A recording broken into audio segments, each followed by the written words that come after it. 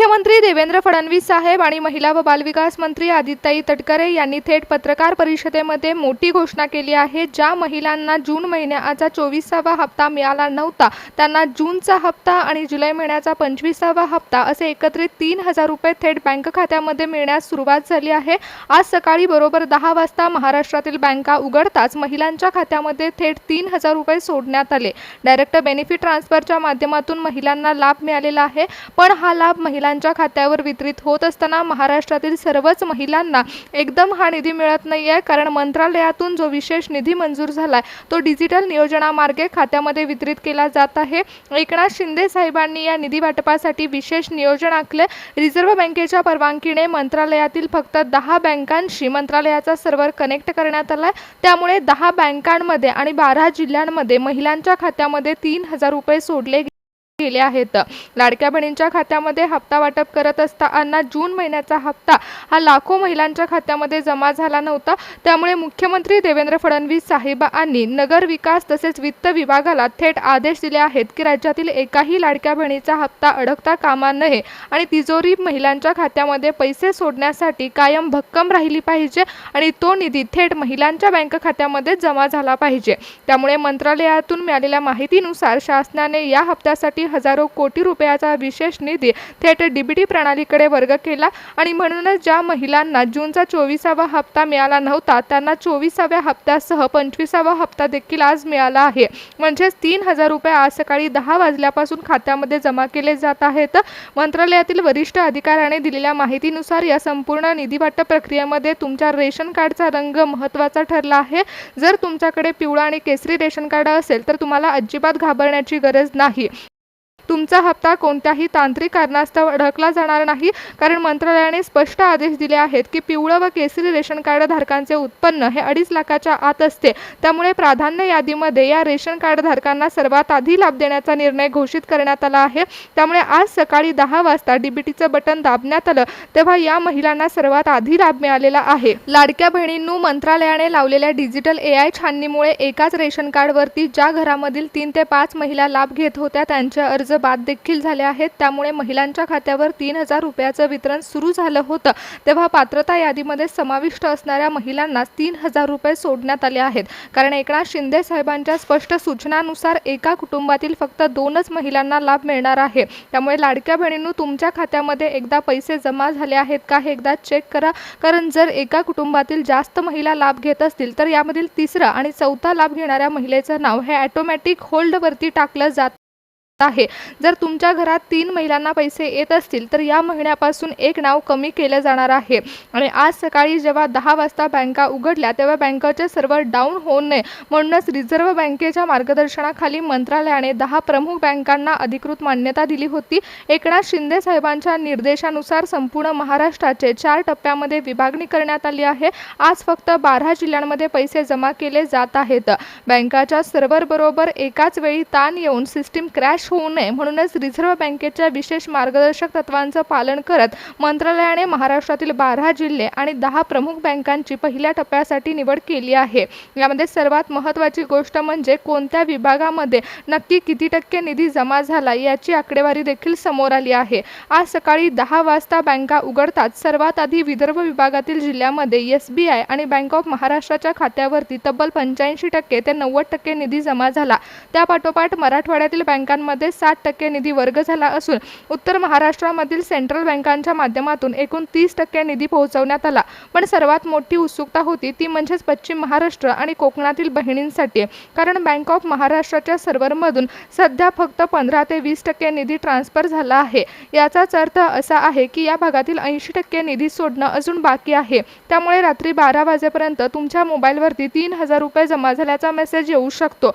पण या सगळ्या आनंदामध्ये अत्यंत महत्त्वाची सूचना देखील आहे, ती म्हणजेच मंत्रालयाकडून लावण्यात आलेल्या डिजिटल AI छाननीमध्ये कडक अटीनुसार महिलांची पात्रता यादी बनवण्यात आली आहे। त्यामुळे फक्त पात्र महिलांच्या खात्यामध्येच पैसे सोडले जाणार आहेत। महिला व बालविकास मंत्री आदित्यताई तटकरे यांनी स्वतः या संपूर्ण निधी वाटप प्रक्रियेचे सूक्ष्म नियोजन केले असून थेट डीबीटीद्वारे हा निधी पात्र महिलांच्या खात्यामध्ये सोडला जाणार आहे। ज्या महिलांचा जून महिन्याचा 24वा हप्ता अडकला होता त्यांना आता 25वा हप्ता देखील सोबत मिळत आहे। आदिती आदितीताईंनी हा निधी सोडण्यासाठी महाराष्ट्राची विशेष विभागनिहाय वर्गवारी केली आहे, ज्यामुळे बँकेचे सर्व्हर क्रॅश न होता सुरक्षितपणे पैसे जमा होत आहेत. आता मंत्रालयाकडून आलेले अधिकृत वेळेचं गणित आणि कोणत्या विभागामध्ये किती टक्के निधी जमा झाला ते आपण अगदी सविस्तर जाणून घेणार आहोत. कारण आज सकाळी बरोबर 10 वाजता बँका उघडताच मंत्रालयातून सर्वात आधी विदर्भ विभागासाठी सिस्टीम पूर्णपणे ॲक्टिव्ह करण्यात आली होती. यासाठी state bank of India, bank of Maharashtra या दोन बँकांचे मुख्य सर्व्हर विशेष प्राधान्याने सुरू केले गेले आणि बँका उघडताच या विभागामध्ये पैसे जमा व्हायला सुरुवात झाली आणि महिलांच्या खात्यामध्ये 24वा हप्ता आणि 25वा हप्ता जमा व्हायला सुरुवात झाली आहे.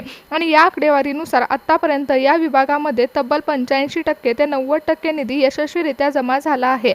यानंतर मंत्रालयाने दुसरा स्लॉट टाइम चालू केला, तो म्हणजे दुपारी 12 वाजता आणि दुपारी 12 वाजता मराठवाडा विभागासाठी बँकेचे सर्व्हर ॲक्टिव्ह करण्यात आले होते. त्यामध्ये बँक ऑफ इंडिया, कॅनडा आणि इतर नॅशनल बँकांवर निधी वितरणाची मुख्य जबाबदारी देण्यात आली होती. त्या दुसऱ्या टप्प्यामध्ये मराठवाडा विभागात सध्या 60% निधी पात्र बहिणींच्या खात्यामध्ये वर्ग झाला असून उर्वरित 40% निधीचं ट्रान्सफर काम अजून वेगाने सुरू झालं आहे.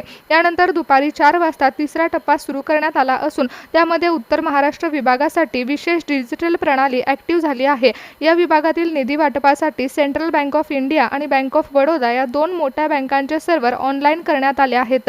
या तिसऱ्या टप्प्यामध्ये आतापर्यंत 30% निधी संध्याकाळपर्यंत टप्प्याटप्प्याने जमा केला जात आहे.